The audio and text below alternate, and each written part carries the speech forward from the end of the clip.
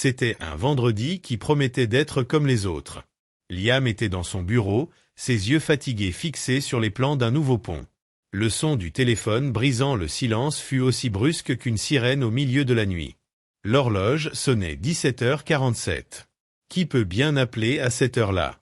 Allô? La voix au bout du fil était urgente, une femme, mais ce n'était pas Nathalie, sa femme. Liam, tu dois rentrer à la maison immédiatement. C'est une urgence. Avant qu'il ne puisse en demander plus, l'appel a été coupé. Le cœur de Liam bat comme un tambour. L'incertitude et la panique se mêlaient tandis qu'il rentrait chez lui, l'esprit rempli des pires scénarios possibles. Mais lorsqu'il est arrivé, rien ne semblait sortir de l'ordinaire. La maison était calme, une musique douce résonnait dans les haut-parleurs et des bougies à la lavande adoucissaient l'air. « Nathalie ?» Sa voix résonna dans la maison silencieuse. Pas de réponse. Liam fit le tour de la pièce et remarqua 2 verres à vin à moitié vides sur la table. C'est alors qu'il entend des rires étouffés provenant de l'étage. Le rire de Nathalie, mêlé à un rire masculin plus grave. Non, ce n'est pas possible. Le cœur sur la main, Liam monta les escaliers, chaque marche étant un poids de plomb. Alors qu'il s'approchait de la chambre, la conversation devint plus claire, les mots échangés sur un ton qui ne laissait aucune place à l'incompréhension. La main de Liam tremblait sur la poignée de la porte. Il avait besoin de voir, il avait besoin de savoir. Alors qu'il ouvre la porte, le monde de Liam s'écroule. Nathalie, sa femme depuis 10 ans, était dans les bras de Jason Clarke, leur voisin. Ils se sont séparés brusquement lorsqu'ils ont remarqué sa présence.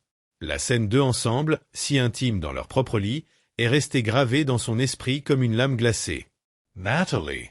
cria-t-elle en se couvrant avec le drap. « Oh mon Dieu, Liam, je peux t'expliquer. »« Expliquer » rugit Liam, la voix brouillée par la colère. Jason, le voisin, a eu l'audace d'avoir l'air à peine contrarié en s'habillant. « Allez, mon pote, ce sont des choses qui arrivent. Tu n'as pas besoin de faire une scène. »« Des choses qui arrivent ?» répète Liam, incrédule. Il était dans sa maison, dans son lit, avec sa femme. La trahison était tangible, une plaie ouverte. Liam ne pouvait pas contrôler le tumulte de ses émotions. La douleur de la trahison se transforma en fureur physique. D'un seul geste, chargé de tout son désespoir et de sa trahison, il frappa Jason, sentant la mâchoire de l'autre homme céder sous son poing. Jason a trébuché en arrière, heurtant la commode, renversant les cadres et les bibelots, les morceaux d'une vie qui ressemblait désormais à un mensonge. Nathalie pleurait, le suppliant d'arrêter, mais ses mots étaient comme le vent dans la tempête, perdus dans le rugissement assourdissant de la trahison et de la colère de Liam. « Sors !» a-t-il hurlé à Jason, le poussant dans les escaliers. « Sors de chez moi et ne reviens jamais !» Alors que Jason s'enfuit, Liam se tourne vers Nathalie, son expression est un masque de douleur et de fureur. « Fais tes valises, dit-il d'une voix froide et morte. Vous partez d'ici. » Les derniers mots ont marqué la fin d'une décennie de mariage, jouée dans le vent froid d'une nuit qui promettait de n'être qu'un vendredi tranquille. Mais rien ne sera plus jamais calme. Pendant que Nathalie pleurait, rassemblant ses affaires dans une valise, Liam restait là, le cœur aussi brisé que les éclats de sa vie éparpillés sur le sol. Après la tempête qui avait balayé sa maison la nuit précédente, Liam s'est retrouvé face au silence oppressant d'un matin gris. Les murs de la maison, qui avaient autrefois résonné de rires et de chuchotements d'amour, ne renvoyaient plus que la résonance creuse d'une solitude imposée. L'odeur des bougies de lavande flottait encore dans l'air, rappelant cruellement la duplicité de Nathalie. Ce matin-là, Liam s'est retrouvé entouré des décombres de sa vie de couple. Chaque photo, chaque objet que Nathalie et lui avaient choisi ensemble, semblait maintenant une moquerie de leur rêve commun. Au milieu du chaos, il est tombé sur une vieille photo de mariage, leur sourire radieux figé dans le temps, une ironie douloureuse à leur désespoir actuel. Sentant le poids de la maison vide, Liam a essayé de poursuivre sa routine quotidienne, mais la normalité était un masque qu'il ne pouvait plus porter. Le petit déjeuner est resté intact, les toasts brûlant dans le grille-pain, tandis qu'il se perdait dans des pensées amères. À chaque coin de rue, les souvenirs de Nathalie émergeaient comme des fantômes, le tourmentant avec ce qui avait été et ce qui ne serait plus jamais. Liam essayait de se distraire avec le travail, mais les chiffres et les plans qui se présentaient à lui se fondaient en une masse indéchiffrable de douleur et de trahison. Les appels téléphoniques de ses amis et de sa famille étaient une consolation dont il ne voulait pas, chaque voix inquiète ne faisant que renforcer la réalité de sa situation. « Comment vas-tu » demandait-il, une question si simple mais à laquelle il était impossible de répondre sans révéler l'abîme qui habitait désormais son cœur. Au fil de la journée, la colère de Liam est remplacée par une profonde mélancolie. Assis sur le canapé où Nathalie et lui avaient partagé d'innombrables soirées de films et de conversations intimes, il se laissa aller à pleurer pour la première fois. Des larmes de frustration, de trahison, de deuil d'une relation qu'il pensait éternelle. Cependant, cette tristesse s'accompagne d'une froide clarté. Liam a réalisé que la vie telle qu'il la connaissait avait changé de manière irrévocable. Il n'y avait pas de mots ou d'excuses pour reconstruire ce qui avait été brisé. La seule option qui lui restait était de faire face à la réalité de la trahison et d'en assumer les conséquences, aussi douloureuses soient-elles. Ainsi, alors que le soleil se couchait, projetant de longues ombres sur la pièce désormais encombrée, Liam prit une décision. Il ne laisserait pas cette trahison définir le reste de sa vie. Avec un lourd soupir, il décrocha le téléphone et composa le numéro d'un avocat. Il était temps de clore ce chapitre douloureux et de commencer à reconstruire, d'une manière ou d'une autre, non seulement sa maison, mais son être même, morceau par morceau. Dans le calme de sa maison désormais froide et silencieuse, Liam sent la colère bouillonner en lui, une force tempétueuse qui commence à diriger ses moindres actions. L'esprit encore agité par les images de trahison, il se dirigea vers son petit bureau, une pièce qui avait été son havre de paix, transformée en quartier général de la vengeance. Liam ouvrit son ordinateur portable, ses doigts tambourinant contre le clavier avec détermination. Il commença sa campagne non pas par des cris ou une confrontation physique, mais avec la froideur des mots et la certitude du droit. Tout d'abord, il compila toutes les preuves de la trahison de Nathalie. Photos, vidéos de surveillance de la maison qui, par inadvertance, capturaient bien plus que des éléments insignifiants. Armé de ces données, il a créé une série de mets soigneusement formulés. Chaque courriel était comme une brique posée dans une nouvelle fondation, non pas de reconstruction, mais de rétribution. Liam a envoyé ces courriels non seulement à ses amis et à sa famille, mais aussi aux collègues de travail de Nathalie, aux clients de sa société d'événementiel. À chaque clic, il ressentait un mélange de soulagement et de renouvellement de son tourment, un paradoxe émotionnel qui commençait à définir son parcours. Après s'être assuré que le cercle social de Nathalie était au courant de ses actions, Liam est passé à la phase suivante. Il savait que la réputation de Nathalie, si méticuleusement construite, était sa plus grande vulnérabilité. À l'aide de contacts anonymes et de divers faux comptes de médias sociaux, il a commencé à diffuser les preuves de la trahison. Chaque message était comme une flèche empoisonnée, destinée à éroder lentement l'image publique à laquelle Nathalie tenait tant. Alors qu'il mettait en œuvre sa vengeance numérique, Liam ne pouvait ignorer le poids de ses actes. Une partie de lui tremblait à chaque nouvelle révélation, une voix douce au fond de son esprit se demandait s'il n'allait pas trop loin. Mais le souvenir de la douleur, fraîche et vive, faisait rapidement taire ses doutes. Au milieu de ce maelstrom, Liam trouve une alliée inattendue, Olivia, l'ex-femme de Jason Clarke. Olivia, qui avait ses propres raisons de vouloir se venger de Jason, a pris contact avec Liam après avoir vu l'un de ses messages en ligne. Ils se sont rencontrés dans un café discret, où autour d'une tasse de café fumante, ils ont planifié les prochaines étapes de leur collaboration. Olivia avait accès à des informations compromettantes sur les pratiques commerciales de Jason, des documents qui, s'ils étaient rendus publics, pourraient non seulement ruiner sa carrière, mais aussi l'exposer à des poursuites judiciaires. Avec une nouvelle ferveur, Liam et Olivia ont élaboré un plan pour divulguer ces informations, une stratégie qui scellerait le destin de Jason de la même manière qu'il avait contribué à déchirer le mariage de Liam. Avant de continuer l'histoire, assurez-vous d'être abonné à la chaîne, car les prochaines histoires seront encore meilleures. Retour à l'histoire. En quittant le café cet après-midi-là, alors que le ciel gris pèse sur la ville, Liam sent un regain de puissance couler dans ses veines. Il avait désormais le contrôle, non seulement sur les conséquences de la trahison, mais aussi sur le déroulement de sa propre guérison.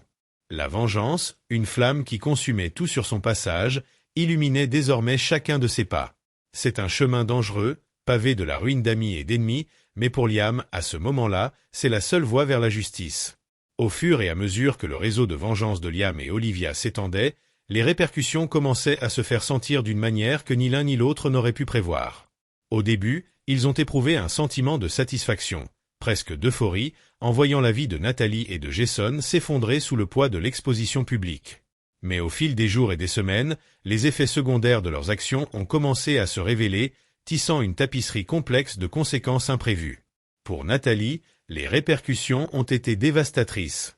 Son entreprise d'événementiel, autrefois florissante, a commencé à en ressentir les effets presque immédiatement. Les clients ont commencé à annuler leurs contrats et les amis de longue date se sont éloignés, la laissant isolée tant sur le plan professionnel que social. Cependant, Liam n'avait pas prévu la vague de sympathie qui a commencé à émerger autour de Nathalie. Certains considèrent la campagne de vengeance comme disproportionnée, une humiliation publique qui dépasse les limites de la décence. Cela a commencé à dépeindre Liam non pas comme la victime, mais comme le méchant dans certains cercles, un homme incapable de pardonner ou d'aller de l'avant. De son côté, Jason est confronté à ses propres tempêtes. Les informations divulguées par Olivia ont non seulement ruiné sa carrière, mais l'ont également conduit à faire l'objet de graves enquêtes judiciaires. Mais, comme un animal acculé, Jason a commencé à se défendre.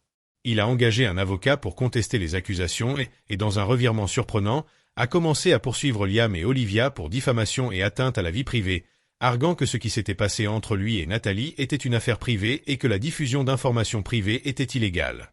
Olivia, confrontée à sa propre bataille juridique, commence à réaliser que son alliance avec Liam les a mis dans une position vulnérable. La tension entre eux s'accroît au fur et à mesure qu'ils s'opposent sur la façon de gérer les complications juridiques qui s'accumulent. Ce qui avait commencé comme une mission commune de vengeance a commencé à se désintégrer en méfiance et en conflit interne. Pendant ce temps, Liam s'est retrouvé de plus en plus isolé. L'examen public et les critiques sur les médias sociaux ont commencé à lui peser, l'amenant à remettre en question ses propres actions. Il s'est rendu compte que, dans sa quête de justice, il avait déclenché une série d'événements qui ont modifié non seulement la vie de Nathalie et de Jason, mais aussi la sienne. Les amis de Liam ont commencé à s'éloigner, gênés par l'intensité de sa vengeance. Sa vie professionnelle en a également souffert. Des collègues qui le respectaient auparavant le voient désormais sous un autre jour, remettant en question son jugement et son intégrité.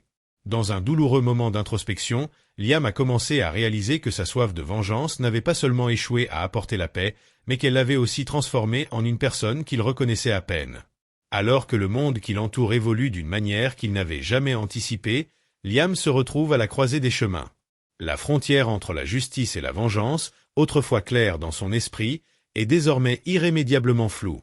Il était pris au piège dans le maelstrom qu'il avait lui-même créé, forcé de faire face à la réalité.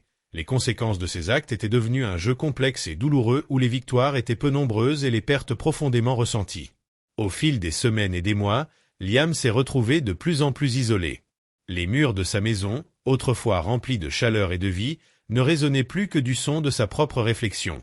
Le monde extérieur continuait d'avancer, indifférent au chaos qu'il avait provoqué. Un jour, Liam feuillette un vieil album photo, vestige d'une époque plus heureuse. Les images souriantes de Nathalie et lui en train de voyager, de faire la fête et de profiter des moments de la vie quotidienne ont provoqué une douleur profonde et aiguë, un rappel de l'amour qu'ils partageaient avant qu'il ne soit érodé par la trahison et la vengeance. Chaque page tournée rappelait que le passé, autrefois si vivant et vibrant, n'était plus qu'une ombre. C'est dans ces moments de vulnérabilité que Liam a commencé à remettre en question la voie qu'il avait choisie. La satisfaction qu'il espérait tirer de sa vengeance ne s'est jamais manifestée. Au contraire, il s'est senti de plus en plus vide et désorienté. L'hostilité qu'il avait déchaînée non seulement sur Nathalie et Jason, mais aussi sur lui-même, commençait à peser lourdement sur son cœur. Un après-midi, alors qu'il se promenait dans le parc où Nathalie et lui avaient l'habitude de se retrouver, Liam a observé les familles et les couples qui l'entouraient, riant et partageant des moments ensemble. C'est dans ce cadre paisible que la réalité de ses actes l'a frappé de plein fouet. Il s'est rendu compte qu'en essayant de punir Nathalie et Jason, il s'était puni lui-même de la manière la plus brutale qui soit, en se coupant de l'humanité et de la compassion qu'il appréciait tant. Sur un banc du parc, le soleil d'automne filtrant à travers les feuilles, Liam s'est assis seul, réfléchissant à tout ce qui s'était passé. Il a repensé aux paroles d'un ami qui avait tenté d'intervenir, l'avertissant que la vengeance pouvait consumer ceux qui la recherchaient. À ce moment-là, Liam comprit profondément ces mots. Il a vu comment sa soif de justice s'était transformée en une obsession autodestructrice qui n'apportait pas la paix, mais plus de douleur. Cet après-midi dans le parc a marqué un tournant décisif pour Liam. Il a commencé à comprendre qu'il ne pouvait pas changer ce qui s'était passé, ni contrôler les actions des autres, mais qu'il pouvait décider de son propre avenir. Avec cette révélation, Liam a décidé qu'il était temps de chercher la rédemption, non pas par la punition ou le ressentiment, mais par le pardon et la reconstruction de sa propre vie. Sur le chemin du retour, Liam a senti un poids s'envoler de ses épaules. Il savait que le chemin à parcourir serait difficile et semé d'embûches, mais il savait aussi que chaque pas en avant serait un pas en arrière par rapport au passé qui l'empêchait d'avancer. Avec une nouvelle détermination, il a commencé à planifier la manière dont il pourrait réparer les dommages causés, en commençant par lui-même, et peut-être un jour, en tendant cette main curative à Nathalie, non pas pour raviver un mariage brisé, mais pour lui offrir et trouver une véritable paix. Au cours de ses premières semaines d'introspection et de changement, Liam s'est consacré à un voyage solitaire de connaissance de soi et de guérison. Les matinées étaient consacrées à de longues promenades, au cours desquelles il réfléchissait aux événements qui avaient brisé son monde et l'avaient façonné d'une nouvelle manière, et les soirées étaient passées à la maison, entourées de livres et de silence, cherchant la sagesse dans les mots d'autres personnes qui avaient affronté et surmonté leurs propres tribulations. Mais le véritable test de sa détermination est venu lorsqu'il a décidé de faire face à l'héritage de sa vengeance. Liam savait que les cicatrices laissées dans sa communauté et dans ses relations personnelles nécessitaient une attention particulière. Il a commencé à tendre la main aux amis qui s'étaient éloignés de lui, leur expliquant sa nouvelle compréhension et s'excusant pour la douleur que sa colère avait causée. Certaines de ces conversations ont été accueillies avec hésitation, d'autres avec acceptation, mais chacune était un pas vers le rétablissement des ponts brûlés.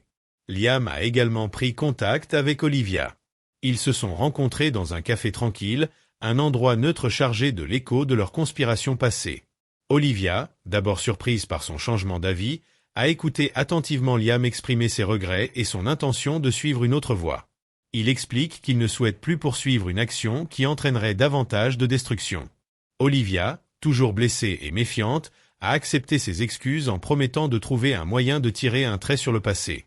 Le moment où Liam a décidé qu'il avait besoin de voir Nathalie a été plus difficile. Il l'a cherchée, non pas pour raviver quelque chose qui avait été irrémédiablement perdu, mais pour lui offrir et chercher le genre de conclusion qu'ils méritaient tous les deux. La rencontre a eu lieu dans un petit parc, un lieu public qui offrait un espace de vulnérabilité et de repli sur soi. Nathalie était visiblement nerveuse lorsque Liam s'est approché, l'incertitude se lisant clairement dans ses yeux. Liam a commencé par présenter des excuses sincères, des mots qu'il avait répétés maintes et maintes fois, mais qui étaient encore tremblants et chargés d'émotions. Il a parlé de son processus d'introspection, de la façon dont il a reconnu que la douleur ne justifie pas d'en répandre d'autres. Nathalie écoutait, ses propres émotions mêlant soulagement et tristesse, reflétant la complexité de ce qu'il avait partagé et perdu. Ils ont parlé de leurs erreurs, des choix qui les avaient conduits sur ce banc public. Et au fur et à mesure qu'ils parlaient, quelque chose de remarquable s'est produit. Une compréhension mutuelle a commencé à germer, fragile et timide, sur la façon dont leur cœur brisé pouvait trouver un moyen de guérir, non pas ensemble en tant que couple, mais séparément, en tant qu'individus partageant une histoire et ayant besoin d'aller de l'avant. Désolé d'interrompre l'histoire, mais dites-moi ce que vous pensez de l'histoire? Mettez votre avis dans les commentaires. Et quel genre d'histoires aimeriez-vous entendre?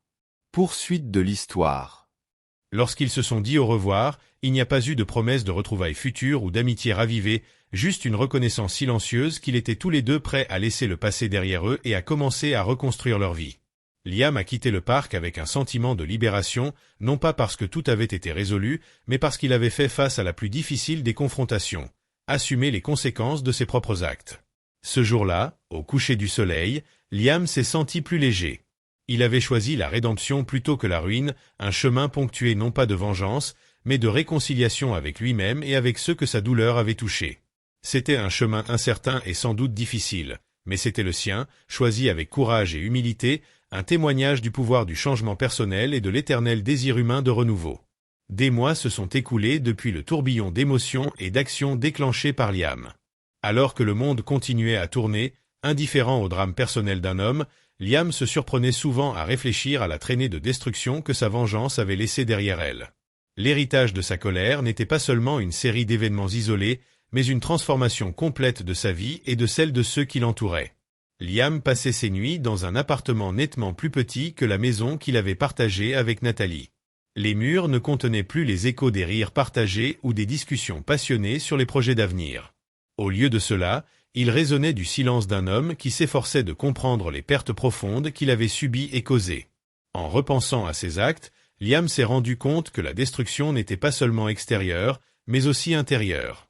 La vengeance avait érodé des parties de son être auxquelles il tenait, sa capacité à faire confiance, à aimer, à voir le monde avec espoir plutôt qu'avec méfiance. Il pensait souvent à Nathalie, non pas avec colère, mais avec un regret pour l'amour qui avait été si profondément blessé qu'il pensait n'avoir d'autre choix que de blesser en réponse. L'impact de ses actions s'est également étendu à son réseau social. Des amis qui avaient été des confidents et des compagnons ne lui adressaient plus que des salutations polies lorsqu'ils le croisaient dans la rue. La communauté qu'il appréciait autrefois lui apparaissait désormais comme un territoire étranger, où il était perçu à la fois comme une victime et comme un agresseur. Cette dualité lui pesait, lui rappelant constamment que chaque action a une réaction, souvent multiple et imprévue. La carrière de Nathalie, qu'il avait contribué à construire puis à détruire, lui a servi de miroir pour sa propre chute professionnelle. Son lieu de travail, qui était autrefois un environnement de soutien et de camaraderie, était désormais marqué par l'hésitation et la distance. Liam s'est rendu compte qu'en dénonçant Nathalie, il avait involontairement exposé ses propres défauts et faiblesses, ses actions impulsives et parfois imprudentes. Olivia, sa partenaire temporaire dans la vengeance, était également confrontée à ses propres batailles. Bien que leur lien initial ait été fondé sur une mission commune de vengeance, la résolution de Liam l'a laissé isolé avec ses propres choix et conséquences. Le lien qui les unissait était fait de souffrance, et une fois que Liam s'est écarté de cette voie, le partenariat s'est inévitablement effondré, laissant Olivia aux prises avec les décombres de sa propre vie compliquée et les actions qu'elle avait choisi d'endosser. Réfléchissant à tout cela, Liam a commencé à documenter ses expériences, écrivant comme un moyen de traiter et peut-être un jour de partager les leçons qu'il avait apprises. Chaque mot écrit est une confession, une tentative d'extraire quelque chose de significatif des ruines.